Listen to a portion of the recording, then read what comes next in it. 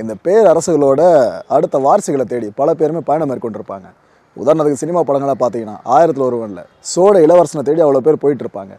நாம் எதுக்காக இளவரசுகளை தேடணும்? நாம் இந்த சித்தர்களோட அடுத்த வாரிசுகள்னு சொல்லுவாங்களே, அவங்க கருவழியாக வர்றவங்களோ அப்படி இல்லைனா அவங்க அடுத்தடுத்து தேர்வு பண்ணப்படுறவங்களோ இது போல் நபர்களை தேடுற படலத்தில் பெருசாக ஈடுபட்டிருந்தோம். அதன் ஒரு வழியாக தான் பழனிக்கு வந்தோம்.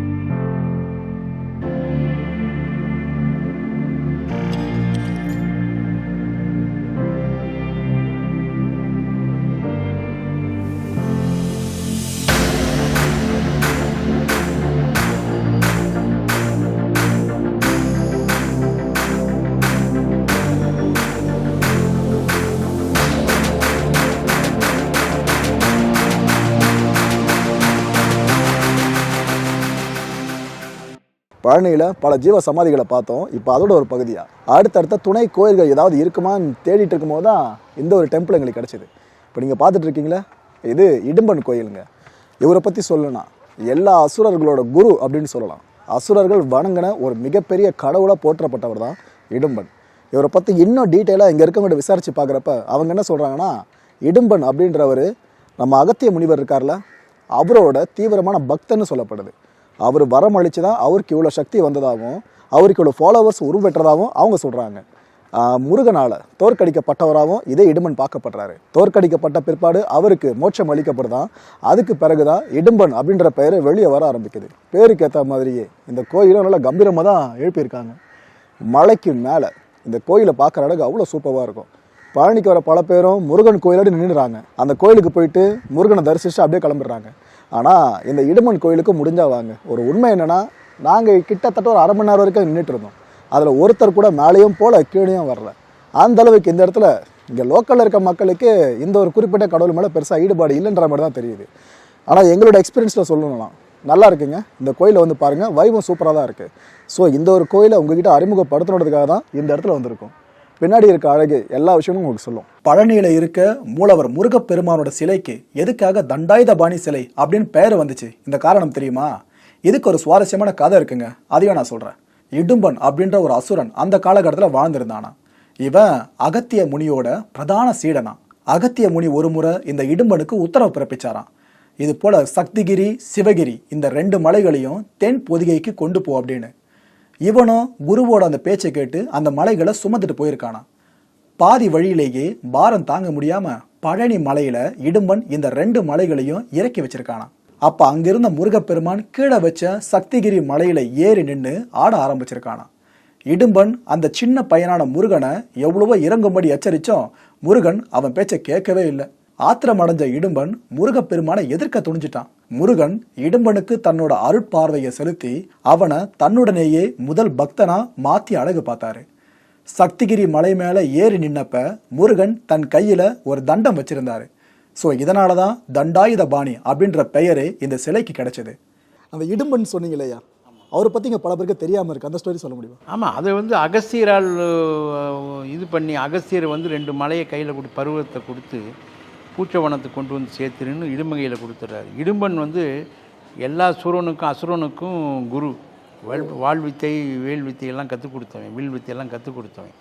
அவன் பயந்து ஓடுறான், அங்கே வடக்க ஓடுறான். அப்போ அகஸ்தியர் பார்க்குறாரு, உன்னால் ஒரு காரியம் நடக்கணும், இந்த 2 பருவத்தையும் நீ எடுத்துக்கொண்டு என்னுடைய பூச்சவனமாகிய என்னுடைய அங்கே பொதிகை மலை கொண்டு போ அப்படிங்கிறாரு.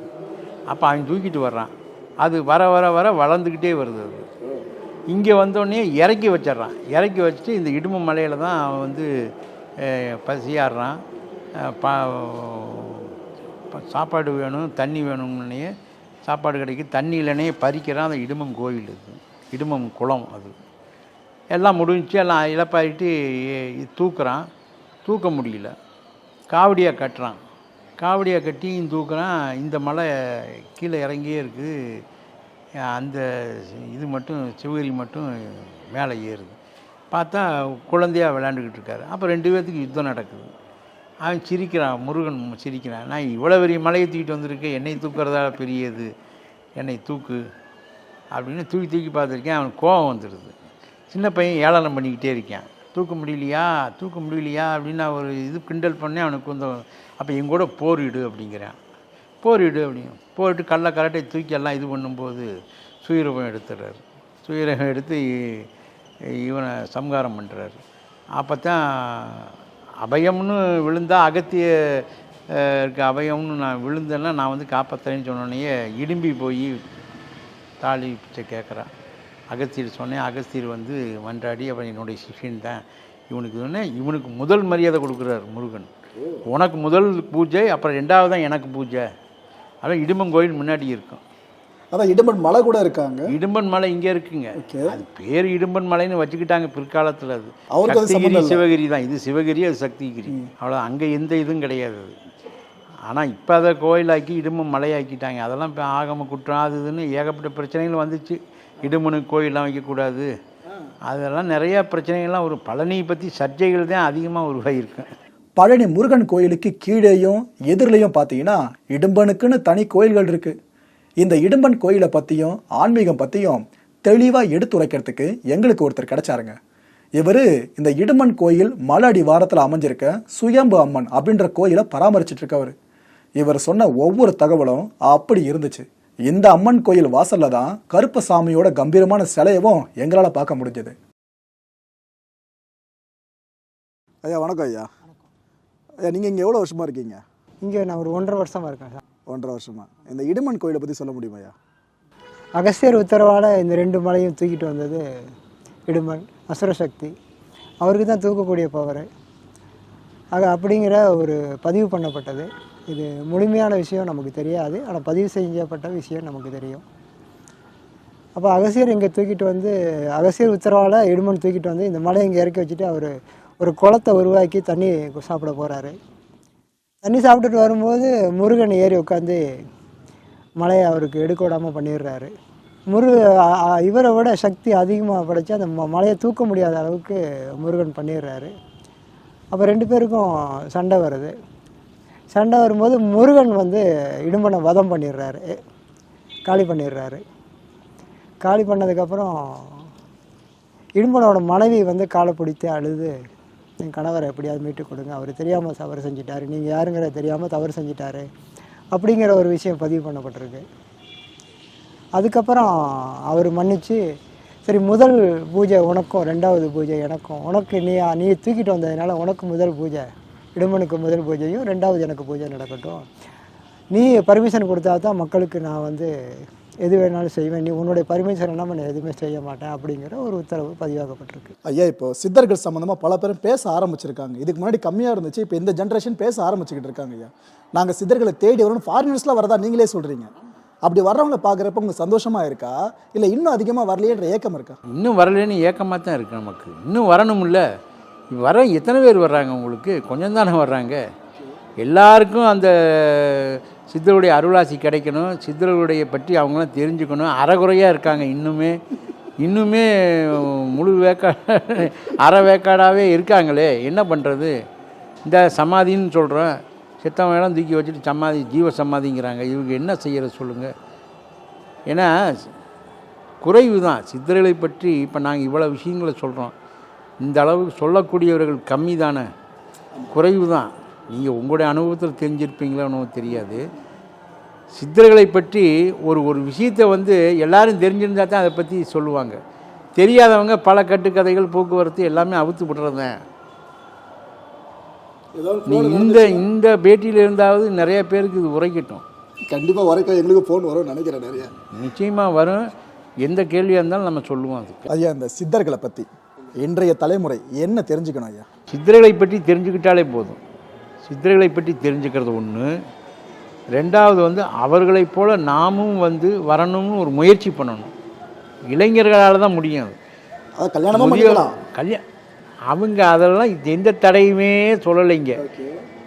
கர்மா உள்ளவன் அடுத்து சொன்ன விதி உள்ளவன் அவனுக்கு கிடைக்கும். அது 1000ல் ஒருவனுக்கு விதி உள்ளவனுக்கு கிடைக்காது.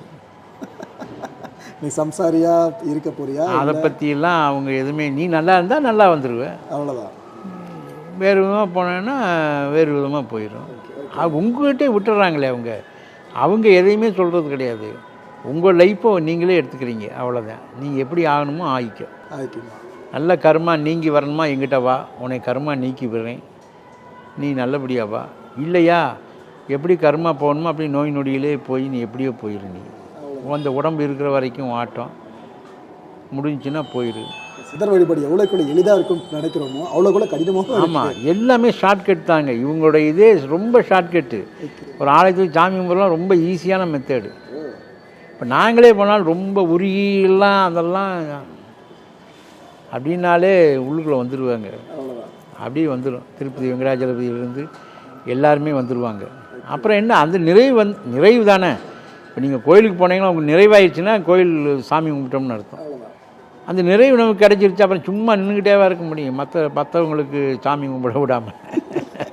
ஓகே ஐயா, நிகழ்ச்சிக்கு இறுதி தருவாய்க்கு வந்து வாங்க. இறுதி கேள்வியாக கேட்டு நிகழ்ச்சி சொல்லுங்கள். நம்மளோட இந்த ஆசிரமத்தை பற்றி பல பேரும் தெரிஞ்சுக்கணும் நான் பர்சனலாக விரும்புகிறேன். ஏன்னா நாங்கள் வந்ததுமே ஒரு விஷயம் பார்த்தோம், அன்னதானம் போட்டிங்க. தானத்தில் சிறந்த தானத்தில் இது பிரதானமாக இருக்குது. இப்போ ஏற்பட்ட நல்ல விஷயத்தை பார்க்கும்போதே முடிவு பண்ணிட்டோம், இந்த மனுஷனோட இன்டர்வியூ எடுத்துகிட்டு போயிட்டே ஆகணும்னு சொல்லி. ஆமாம், இது ஆசிரமத்தை பற்றி. ஆமாம், வெகு காலமாக. அப்புறம் ஆசிரமம் அப்படின்ன உடனே நிறைய பேர் வந்து என்னென்னா இன்றைக்கி என்னென்னமோ பண்ணிவிட்டு ஆசிரமங்களை கெட்ட பேரெல்லாம் உருவாக்கிட்டாங்க. அதெல்லாம் கருணை உள்ளங்கள் அதுகளை போய் ஆசிரமம்னு சொல்லிட்டு. ஏன்னா நல்ல சக்தி படைத்த நல்ல இந்த மாதிரியான பீடாதிபதிகள் அந்த வாரிசுகள் இருக்கக்கூடிய இடம் தான் ஆசிரமம்னு சொல்கிறது. ஓகே, பர்ணசாலைன்னு சொல்லுவாங்க, ஆசிரமம்னு சொல்லுவாங்க. இன்றைக்கி சொல்லிக்கிட்டு இருக்கிறதெல்லாம் ஆசிரமங்கள் கிடையாது உங்களுக்கு. அதுபோல் வந்து அதை பற்றி நம்ம போகணுங்கிற அவசியம் இல்லை. நம்முடைய ஆசிரமத்தை பொறுத்தளவில் வந்து மக்களுடைய சேவை தான். இங்கே வந்து மெடிக்கல் சம்மந்தமான அப்பா தாத்தா காலங்கள்லேருந்து யார் வந்து நோய்வாய்ப்பட்டு வந்தாலும் அவங்களுக்கு வந்து மெடிக்கல் சம்மந்தமாக எல்லாமே இது பண்ணாங்க. அது இன்றைக்கும் நடந்து வருது.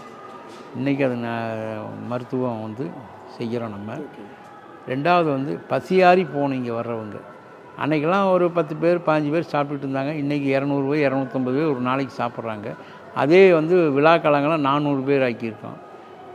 அது எப்படி நம்ம போடுறோம் என்னங்கிறது நமக்கே தெரியாது. ஏதோ அவங்க குருநாதர் நமக்கு கொடுக்கறது நம்ம செய்கிறோம்.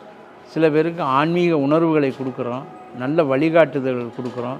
இது மாதிரி அயல்நாட்டு பக்தர்கள் நிறையா வர்றாங்க. இப்போ வர 27ஆம் தேதி 30-40 பேர் வர்றாங்க. அவங்களுக்கு ஒரு வாரம் இங்கே தங்குறாங்க. அவங்களுக்கு வந்து யோக பயிற்சி இதெல்லாமே நம்ம கொடுக்குறோம். நிறையா வெளிநாட்டவர்கள் வந்து இவங்களை பற்றி தெரிஞ்சு கொள்கிறதுக்கு நிறையா வர்றாங்க. அதனால் அவங்களுடைய சேவைகள் அவங்களுக்கு என்னென்ன பண்ணணுமோ பண்ணி கொடுத்து நம்முடைய இதுகளை இது பண்ணுறோம். இந்த உங்கள் யூடியூப் மூலமாக இந்த ஆசிரமம் வந்து வெளிவர்றது மக்களுக்கு ஒரு நன்மையாக இருக்கட்டும். கண்டிப்பாக வாழ்த்துக்கள். உங்கள் அனைவருக்குமே எங்களுடைய மாயன் கார்த்திக் மாயம் யூடியூப் நல்ல சிறப்பாக வரணும், நல்ல செய்திகளை கொண்டுட்டு போகணும். இது மாதிரியான இது மட்டுமல்ல, இன்னும் எவ்வளவோ அரிய செய்திகள்லாம் இருக்குது. அதெல்லாம் நீங்கள் மக்களுக்கு கொண்டு போய் சேர்த்தணும் அப்படிங்கிறது எங்களுடைய ஆவல், எங்களுடைய ஆசீர்வாதம், வாழ்த்துக்களும். ஞான தண்டாதிமாரி அருளும் போகர் புலிப்பாண்டிய பேராற்றலும் உங்களுக்கு நிறைவாக கிடைத்து இந்த யூடியூப் ரொம்ப விமர்சையாக நல்லா வரணும். வாழ்த்துக்கள். நன்றி. சித்தரோட வார்த்தை கச்சா மாதிரியே இருக்கு எங்களுக்கு. ஐயா, நிகழ்ச்சியில் கலந்துக்கிட்டு நான் நிறைய கேள்விகளை கேட்டிருந்தேன். அதில் சிறுபிள்ளைத்தனமான கேள்விகளும் இருந்திருக்கும். சொல்லுங்கள். அப்படி இருந்தாலும் நீங்கள் வெளிப்படையாக பதில் சொன்னீங்க. எதுவுமே எங்களை கேள்வி கேட்டு நாங்கள் பதில் சொல்கிறதா நாங்கள் விரும்புவோம். தெரியாததுக்கு சொல்கிறது தானே இது. அதுக்காக நம்ம வந்து அது ஒரு இதாகவே எடுத்துக்கவே மாட்டேன். நீங்கள் கேட்ட கேள்விகள் அனைத்துமே அருமையான கேள்விகள், நல்ல கேள்விகள், நல்ல பயனுள்ள கேள்விகள் கேட்டிருக்கீங்க. அதுக்குண்டான விரிவான பதில் சொல்கிறது தான் எங்களுடைய கடமை. அது வந்து சிறுபிள்ளைத்தனம் இதெல்லாம் கிடையாது. நீங்கள் அருமையான கேள்வி கேட்டிருக்கீங்க, நல்ல கருத்துள்ள கேள்விகளை கேட்டிருக்கீங்க, நல்ல பதிலை எங்கிட்டேருந்து எதிர்பார்த்துருக்கீங்க. அவ்வளோதான். நிகழ்ச்சியில் கலந்துக்கிட்டு எல்லா கேள்வியும் பதில் சொன்னவங்களுக்கு மிக்க நன்றி ஐயா. ரொம்ப மகிழ்ச்சி. நல்லது. வாழ்த்துக்கள். ஆசீர்வாதம்.